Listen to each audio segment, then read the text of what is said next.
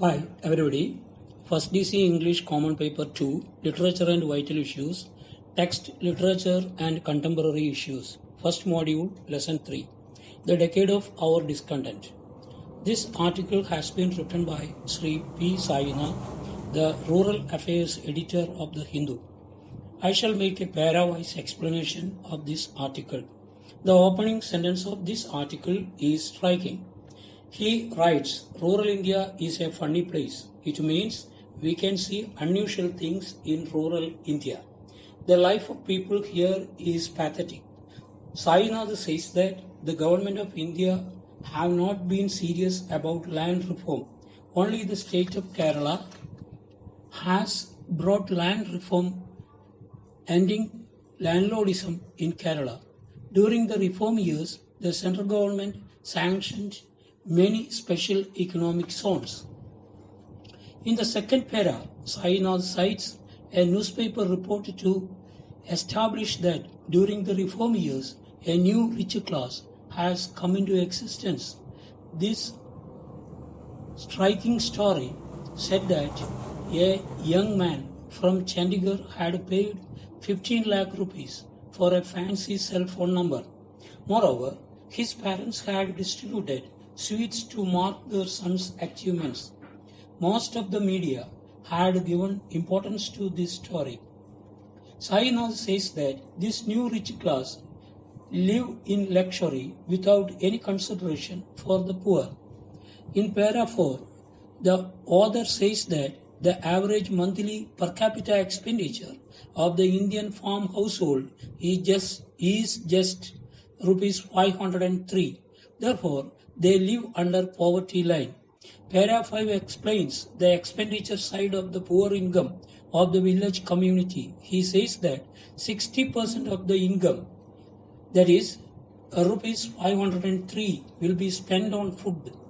The remaining meager amount will be used for meeting expenditure like fuel, footwear, clothing, shelter, education and health care. Thus it is amply clear that their life will remain very poor. They will not get proper sanitation, clothing, education, health care, etc. The para 6 deals with the nature of inequality. He says that inequality was there in India, but during the reform years, the gap between the poor and the rich widened. Average 1% of the population live in luxury, but 0.1% are millionaires in India. They have no concern for the poor, structural inequality. This means the elements of inequality which stems from the base level. For example, inequality in getting land, water, jobs, etc. Moreover, caste and gender discrimination experienced by the poor people also include structural inequality. The para 10 deals with the government policy on farming. The author says that it is very simple. The government wants to take agriculture out of the hands of farmers and place it firmly in the hands of large corporates. As a result, we are witnessing the largest displacement in our history. Thousands of farmers are leaving agriculture and march towards towns and cities. They work as manual laborers in the houses of rich people living in the cities. Para 11 says that the early decades of our independence were decades of hope for the farmers. There were improvements in literacy, life expectancy, and human development indicators. Farmers were respected. Jai Jawan, Jai Kisan was the slogan raised in those days. The farmer was seen as carrying the nation's future on his shoulders. In para 12, the author says that even after 60 years of our independence, rural India is a shambles.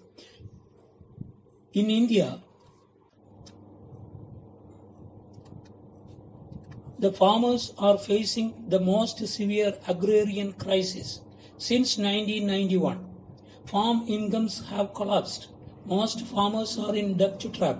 Farmers commit suicide all over India.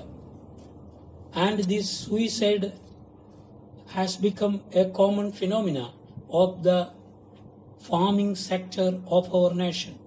Unemployment in farming sector is growing very fast. As a result, hunger has also grown very much.